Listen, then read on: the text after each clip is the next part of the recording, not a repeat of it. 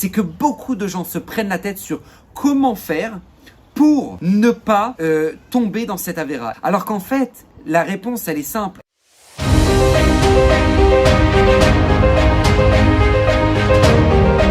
Alors Bezrat Hashem, Zera Shimshon de cette semaine est dédié pour la guérison complète de Luna Bat Miriam, El Narefanala, El Narefanala, El Narefanala, Betor Shalech Olam Cha Israël. Et bien évidemment, je vous souhaite à toutes et à tous un magnifique mois de Hadar, Mishinichnas Hadar, Marbim Besimcha, lorsque rentre le mois de Hadar. Alors on ajoute de la Simcha, alors que Bezrat Hashem ce mois-là soit rempli de joie et de bien-être pour vous tous. Et justement, j'aimerais aborder une notion sur la notion du bien-être avec le Zera Shimshon, parce qu'il nous donne un véritable conseil pour la vie, pour pouvoir gérer nos sentiments, pour pouvoir, Baruch Hashem, gérer un sentiment sur lequel maintenant beaucoup de gens s'interrogent comment gérer cette chose-là. Et Bezrat Hashem nous donne une véritable clé et j'aimerais vous la faire partager aujourd'hui. Alors vous savez, il y a une notion incroyable qui est que lorsque Kadosh Baruch Hu nous a créé, il nous a créé de telle sorte que nous ne pouvons pas à la fois avoir le sentiment de colère et de joie. Une personne coléreuse ne peut pas être dans un état de joie en même temps. Et une personne qui est joyeuse ne peut pas être dans un état de colère. C'est ou l'un ou l'autre. Pareil, on ne peut pas avoir de la haine et en même temps de la sympathie. C'est où la personne ressent de la haine ou la personne ressent de la sympathie. Mais tu ne peux pas ressentir les deux. D'accord ? C'est une notion qui est importante à savoir et je pense que tout le monde le sait parce qu'on le ressent nous-mêmes chez nous. D'accord ? Et pareil, on ne peut pas avoir de la rancune, de la rancœur et en même temps avoir de la reconnaissance. C'est deux sentiments qui se contredisent, donc c'est ou l'un ou l'autre.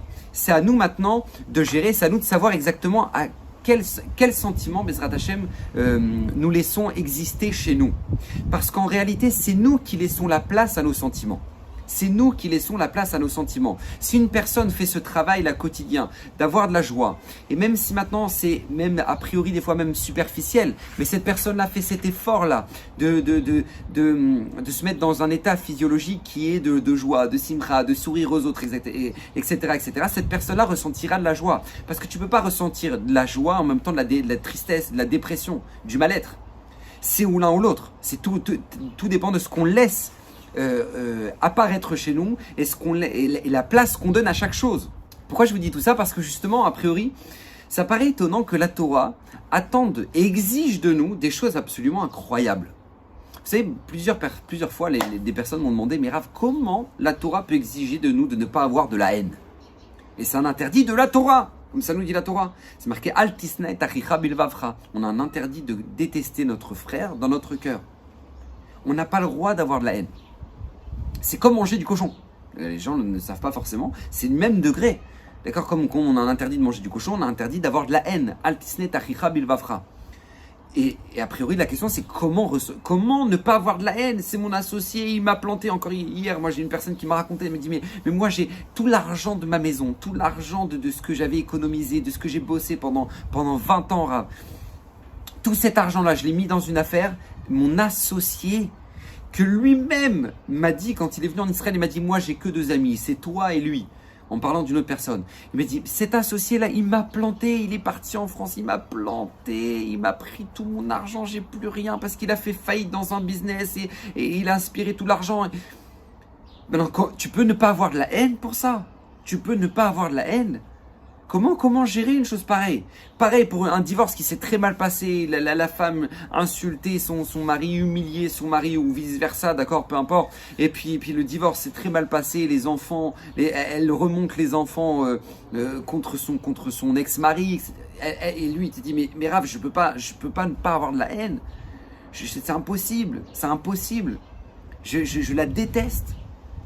Comment ne pas ressentir ça, justement ? Comment la Torah peut exiger de nous de ne pas ressentir ça, a priori ? Ça paraît incroyable et même infaisable. Et pareil, d'accord, pour le sentiment de convoitise, par exemple. D'accord, c'est marqué le 10e commandement, c'est l'otarmod. Ne pas convoiter l'esclave de ton prochain, ne pas convoiter la maison de ton prochain, ne pas convoiter le bétail de ton prochain, ne pas convoiter la femme de ton prochain, et tout ce qu'a ton prochain. Et a priori, tu pourrais dire, mais comment faire une chose pareille ? Comment ne pas convoiter? Moi, je vous dis la vérité, Rav, j'ai du mal à payer mon loyer. Je passe à Césarée, tu vois des maisons énormes avec la piscine sur le bord de la mer. Je dis, Rav, c'est pas humain de ne pas convoiter. Moi, je vais dire que moi, j'aimerais avoir cette chose-là. C'est clair que j'aimerais avoir cette vie-là. Et moi, je l'ai pas et je me galère. Le mois dernier, je l'ai pas payé. J'ai mon propriétaire qui m'appelle. Il me menace de me faire sortir de l'appartement. Et là, maintenant, vous me dites, on passe à Césarée, il n'y a pas de problème, pas de problème. Non, on n'a pas le droit de convoiter. Mais comment vous voulez que je fasse une chose pareille? Je suis pas un ange. Je ne suis pas un ange. Et pareil pour les pensées. Une personne à qui maintenant des pensées malsaines lui viennent à l'esprit. Des pensées malsaines. On transgresse l'interdit d'Oraïta, l'interdit de la Torah. Velo tatura chare levavchem. Et n'allez pas derrière les désirs de votre cœur. Là, maintenant, tu as un désir qui est en train de revenir. Tu as une pensée qui est en train de venir dans ta tête. On transgresse un interdit de la Torah. Mais Rav, comment c'est possible? On gère nos pensées, nous, maintenant. Elle est venue, elle est truc. Ok, moi, j'ai pas regardé que des films super bien dans ma vie. Ok, d'accord, ok. J'ai pas regardé que des scènes très joyeuses, etc. Ok, d'accord. Mais maintenant, et ça me vient à l'esprit. Comment je peux gérer une chose pareille? On peut pas. La Torah me dit que c'est un interdit de la Torah. Oui, c'est un interdit de la Torah comme manger du cochon. C'est du même niveau. Donc a priori, comment gérer une chose pareille? Et c'est justement sur cette notion-là que j'aimerais m'arrêter avec un magnifique Zera Shimshon pour essayer de comprendre comment justement gérer ces sentiments-là et comment justement faire en sorte de s'en débarrasser et comment ça fonctionne justement pour pouvoir s'en débarrasser véritablement, parce que si la Torah exige de nous une chose pareille, c'est qu'on est capable de le faire, bien évidemment, parce que la Torah ne nous demanderait pas des choses que nous ne sommes pas capables de faire. Et là, le Zera Shimshon nous dévoile une véritable clé. Écoutez bien, donc comme on a dit, on ne peut pas ressentir à la fois le sentiment de colère et le sentiment d'amour, d'accord, de colère ou de joie, ou de rancune et de reconnaissance, ou tout simplement de haine et de sympathie, d'accord. Donc c'est deux choses, c'est des sentiments qui se contredisent. Donc comment justement gérer ces sentiments-là? Alors il faut savoir d'abord avant tout, j'aimerais introduire et comprendre une chose, c'est que Hachem ne nous demandera pas après 120 ans de devoir rendre des comptes sur un sentiment de haine qui nous est venu. Par contre, on va devoir rendre des comptes sur ce que nous avons fait de ce sentiment. Et ça, c'est l'essentiel. On ne nous demandera pas de compte sur les mauvaises pensées qui nous sont venues. Mais par contre, qu'est-ce que nous avons fait de ces mauvaises pensées? On ne nous demandera pas de rendre des comptes sur pourquoi maintenant tu as convoité, c'est la maison, la villa sur le bord de la mer à Césarée. Mais par contre, qu'est-ce que tu as fait de ce sentiment-là de convoitise? Je m'explique. Avoir un sentiment de haine quand on voit une personne qui nous a fait du mal, c'est naturel. Avoir un sentiment de convoitise lorsque maintenant on galère et qu'on voit l'autre qui réussit, c'est normal. Avoir une pensée qui nous vient alors que maintenant on n'a pas forcément travaillé nos pensées durant notre vie, c'est normal. Mais maintenant la question c'est qu'est-ce qu'on en fait? Et là-dessus on va devoir rendre des comptes. Est-ce que maintenant ce sentiment de convoitise, est-ce que maintenant on a su le calmer ou on l'a entretenu? Est-ce que quand on passe devant cette maison-là, on se dit mais attends, si Hachem lui a donné, c'est parce que lui il a besoin de ça pour réaliser sa vie dans ce monde?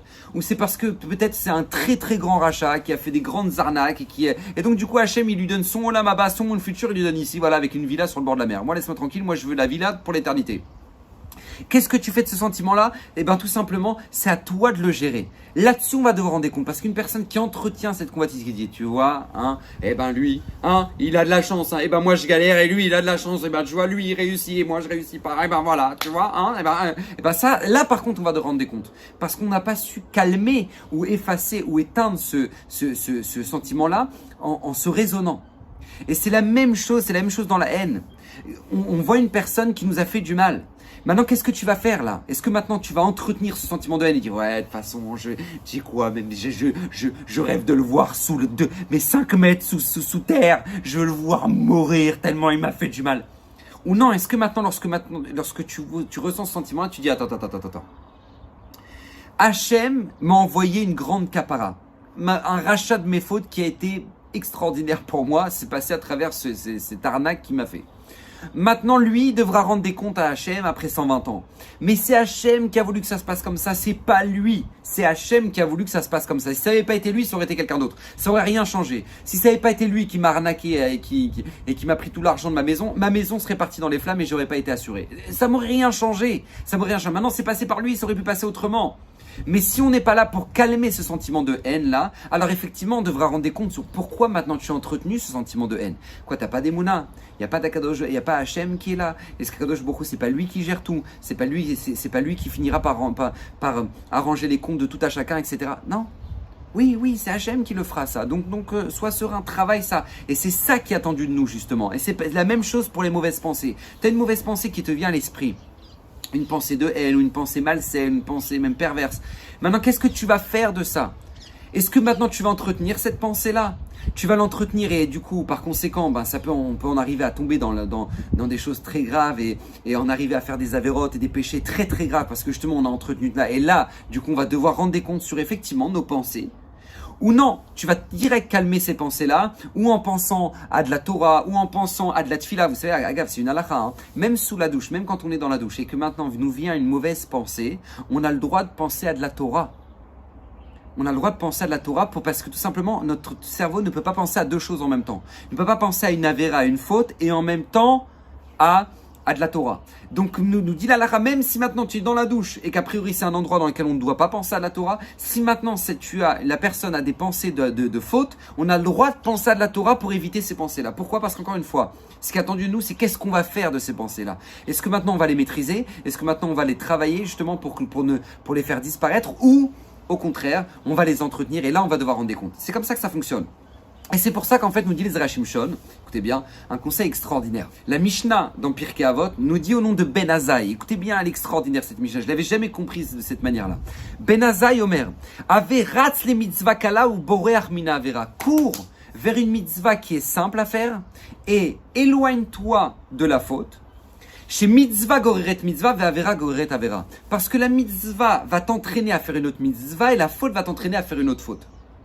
C'est-à-dire qu'ici, nous dit les Zera Shimshon, Ben Azaï va nous apprendre exactement ce principe-là qu'on vient d'expliquer. Tu ne peux pas ressentir de la joie et en même temps de la tristesse. Tu ne peux pas avoir de la rancune et en même temps de la reconnaissance. C'est la même chose. Tu ne peux pas être dans un esprit de mitzvah et en même temps dans un esprit de avera. Si tu veux être dans un esprit positif dans ta vie, dans un esprit constructif, dans un esprit où maintenant tu vas construire ta émouna, tu vas construire ta avodat Hashem, ton service divin, tu vas te rapprocher d'Hashem dans ta vie, il n'y a pas d'autre secret. Cours vers une mitzvah simple. Parce que la mitzvah simple, ne serait-ce que maintenant que tu mets ton esprit dans une mitzvah simple, non seulement ça va t'élancer dans un esprit positif, mais en même temps, ça va forcément, automatiquement, ne pas laisser de place au reste. Vous savez, le Shagatarié, juste avant de quitter ce monde, Shagatari qui était un géant en Torah, un véritable géant que Baruch Hashem, la France a mérité d'avoir. Le Shagatari, avant de mourir, ses élèves sont venus le voir et lui ont dit Kvod Harav, on pense qu'il est venu le moment de faire le vidouille et de réciter les versets qu'une personne doit réciter avant de quitter ce monde pour que Bezrat Hashem fasse tchouva et rendre votre âme dans la pureté la plus totale. Écoutez bien ce que leur a dit le Shagatari. Il a dit à ses élèves, il a dit, c'est pas que j'ai pas eu de tentation, c'est pas que j'ai pas eu de Yetzerara, mais j'ai pas eu le temps de fauter. Je n'ai pas eu le temps de fauter. Et c'est exactement ce comportement-là qu'on doit adopter dans notre vie. Ne pas avoir le temps de fauter. Parce que énormément de gens, et c'est là où je voulais en venir, et c'est ça en fait toute la clé de ce que nous apprend ici Ben Azaï, et ce que nous explique le Zera Shimshon, c'est que beaucoup de gens se prennent la tête sur comment faire pour ne pas tomber dans cette avéra. Et comment me débarrasser de ces pensées-là, Rav, comment ne pas avoir de la haine pour mon associé, comment ne pas... Et les gens se prennent la tête sur comment se débarrasser de ce poids-là. Alors qu'en fait, la réponse, elle est simple. C'est occupe-toi d'autre chose. Occupe-toi d'autre chose. Construis positivement, comme ça, avératz les mitzvah kala. Parce que nous dit le Ben Azaï, quand tu cours vers une mitzvah simple, forcément, tu t'éloignes de l'avéra. C'est automatique, si tu gagnes, c'est deux pour le prix d'un. C'est-à-dire que non seulement tu gagnes que tu deviens positif, mais en même temps tu évites la catastrophe, tu évites la négativité, tu évites les catastrophes. Et le mal dans lequel tu peux tomber. Et moi je vous le dis, il y a énormément de gens qui tombent dans des avérotes très graves, dans des péchés qui sont très graves, dans des ambiances qu'il ne faut surtout pas, dans lesquelles il ne faut surtout pas être. Tout simplement pourquoi? Parce qu'ils s'ennuyaient. Parce qu'ils ne savaient pas quoi faire, parce qu'ils étaient incapables de s'occuper, ils étaient incapables de remplir leur emploi du temps comme il fallait. Donc du coup, ils s'en sont arrivés à faire ça, parce que tout simplement, l'oisiveté, comme ça me dit Rachamim, l'oisiveté est la mère de tous les vices. Parce qu'à partir du moment où maintenant tu es... Ad Kedekar, la Gemara dans Ktuvot, donc Tuvot, la Gemara nous dit là-bas qu'une femme qui, Baruch Hashem, son mari a énormément d'argent, il n'a pas besoin il peut lui payer les bonnes, les trucs, il n'y a pas de problème. Et ben, nous dit la Gemara, il ne doit pas laisser sa femme sans rien faire à la maison. Parce qu'à partir du moment où elle reste sans rien faire, elle peut en arriver à faire des avérotes très graves, des péchés très graves. Pourquoi ? Parce que justement, il y a trop de place au vide. Donc forcément, il y aura des bêtises qui vont être faites. Mais justement, c'est ça que nous dit Ben Azaï. Tu veux être quelqu'un de positif, tu veux être quelqu'un de construit, tu veux être quelqu'un de bien, tu veux être quelqu'un de joyeux, tu veux être... cours vers les choses qui sont positives, qui sont joyeuses, qui sont bien. Prie. Ne serait-ce que maintenant, lorsque maintenant on se retrouve dans une situation où maintenant on a des mauvaises pensées, on voit le noir, etc. Prie, demande à Hachem, Hachem, aide-moi, Hachem, t'es avec moi, Baruch Hachem. Pense à de la Emouna, pense à combien Hachem t'aime, pense à une étude de Torah que tu as aimée, ou écoute un shiur de Torah, ou peu importe. Mais mets-toi dans un élan de facilité. Et regardez ce qu'il dit Ben Azaï. Il dit, Averatz les mitzvah kalin. Avec WhatsApp, tu peux ou écoute un shiur, tu mets play, tu écoutes un shiur. Tu es déjà dans un esprit positif, dans un autre esprit que la noirceur dans laquelle maintenant tu t'étais rentré. Et ça, c'est combien c'est important, combien c'est vital, combien c'est nécessaire dans notre génération. Parce que beaucoup de gens, encore une fois, je le répète, tombent dans le piège de dire mais comment me débarrasser de ça, Rav, j'arrive pas à me débarrasser de ça. Mais ne te soucie pas de comment te débarrasser de ces choses-là. Soucie-toi de comment remplir le temps que tu utilisais pour faire cette chose-là. Et je peux t'assurer, tu auras résolu le problème. Tu auras la solution de ton problème. Et c'est exactement ce que nous dit Ben Azaï, c'est comme ça que nous dévoile, c'est ça l'explication que nous dévoile le Zera Shimshon sur cette magnifique Mishnah dans Pirkei Avot. Donc Bezrat Hashem, qu'on puisse toujours être dans un élan de positivité, tout particulièrement dans ce mois de Hadar, où Mishen Nechnas Hadar Marbim Besimcha, Bracha Vatsacha, vivez heureux, que Kadosh Baruch Hu comble votre maison de bonheur, de shefa, de santé, et que Bezrat Hashem, le mérite du Zera Shimshon qui a promis que tout celui qui l'utilisera régulièrement méritera une multitude de bénédictions. Voilà, Baruch Hashem, vous en avez plus de 80 Baruch Hashem maintenant sur la chaîne YouTube. Partagez-les autour de vous. Bracha Vatsacha, plein de bonnes choses et Chodesh Tov Mvorach.